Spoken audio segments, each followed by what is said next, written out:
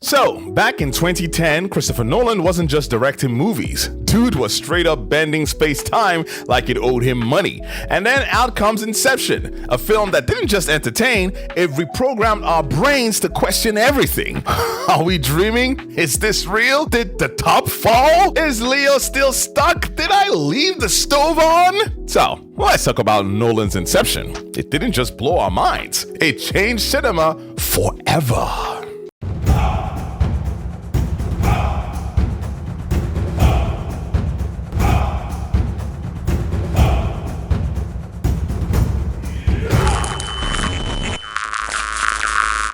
Before Inception flipped Paris on itself, Nolan had this idea rattling around his head for years, and like any respectable genius, he didn't rush it. Nope, he sat on it, brooded over it, pitched a horror film set in dreams back in the early 2000s.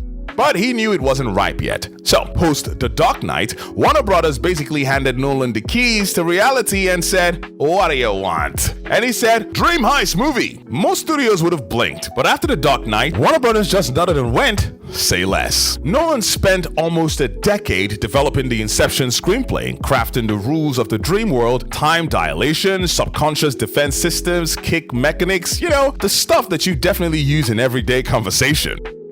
What's Inception about? I'm glad you asked. Dumb Cobb, a dream thief with baggage heavier than an Avengers CGI budget, is tasked with the impossible. Plant an idea in someone's mind, not steal, plant. That's Inception. It's like breaking into a vault and leaving behind your own diary. But Cobb's got issues, emotional issues, like my dead wife won't stop showing up in my subconscious and killing everybody kind of issues.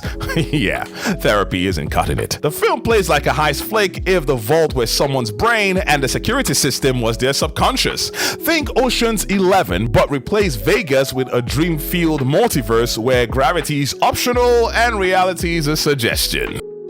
The cast? Absolute fire. Leonardo DiCaprio as Cobb, tortured and brilliant like Sherlock Holmes on Ambien. Joseph Gordon-Levitt as Arthur, smooth, sarcastic, and a suit so sharp it could cut glass. Ellen Page as Ariadne, the new recruit and the only one who asked questions we were thinking. Tom Hardy as Ames, the forger, British, bombastic, and ready to show signs of that big energy man. Ken Watanabe as Saito, the cool billionaire who treats dream infiltration like a casual weekend. Cillian Murphy as Robert Fisher, the mark with daddy issues Nolan would go on to explore 100 times deeper in Oppenheimer. And let's not forget Marion Cotillard as Mal, Cobb's subconscious projection of his wife. She's terrifying, tragic, and basically your worst intrusive thought personified.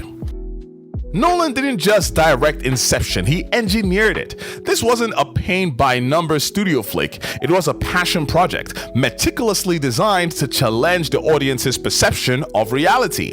Nolan wrote the script himself, pulling from lucid dreaming theories, architecture, and probably his own stress dreams. The man made a blockbuster that demanded your full attention. No phones, no popcorn, no breaks, no pee breaks as well. Sit down, focus, and if you miss a line, good luck piecing it back together, pal. His brother Jonathan Nolan wasn't involved in this one, probably off designing Westworld or building his own maze. But Chris brought his usual team: editor Lee Smith, composer Hans Zimmer, and cinematography Wally Feister. You think a high-concept dream heist movie with metaphysics and time-bending logic would be niche? Nah, Inception made $836 million worldwide. That's billion with a B energy for a film that includes zero superheroes, just ideas, suits, and spinning tops. It topped charts, trended on Reddit, and turned every office water cooler into a TED Talk about dreams. It became a cultural juggernaut, proof that smart blockbusters could still dominate. And yes, it got 8 Oscar nominations and won 4, including Best Cinematography and Best Visual Effects, but somehow lost Best Picture to The King's Speech. Nothing against Stuttering Kings, but come on! Inception made gravity fight scenes for crying out loud. Critics were mostly impressed. Roger Ebert called it wholly original, cut from a new cloth. Others praised its ambition, complexity, and Nolan's refusal to dumb things down. Audiences either loved it or stared blankly afterward, just like they walked out from a quantum physics exam. A few detractors said it was too cold, too cerebral, or emotionally detached. But hey, if you came to Inception looking for hugs and cuddles, you walked into the wrong lucid dream. It influenced everything from movie trailers, remember when every trailer had the bomb for a decade, to narrative structures in modern cinema. Filmmakers took notes. Studios greenlit more original sci-fi. Interstellar, Arrival, Tenet, Everything Everywhere All at Once owes it a big high five.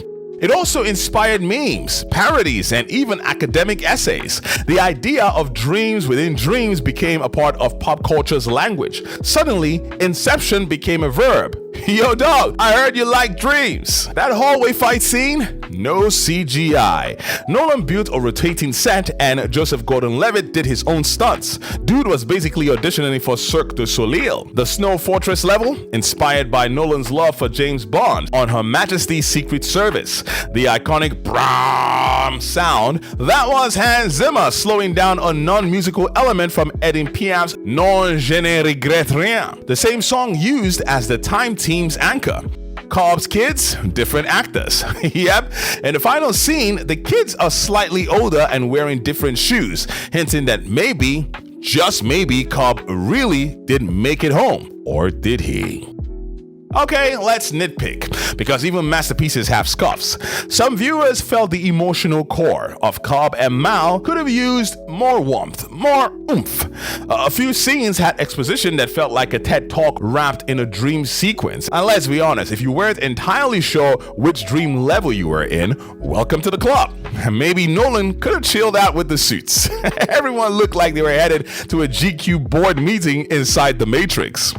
Despite all of that, Inception is a must-watch. It's a masterclass in original storytelling, technical filmmaking, and audience respect. It doesn't spoon-feed you, it challenges you.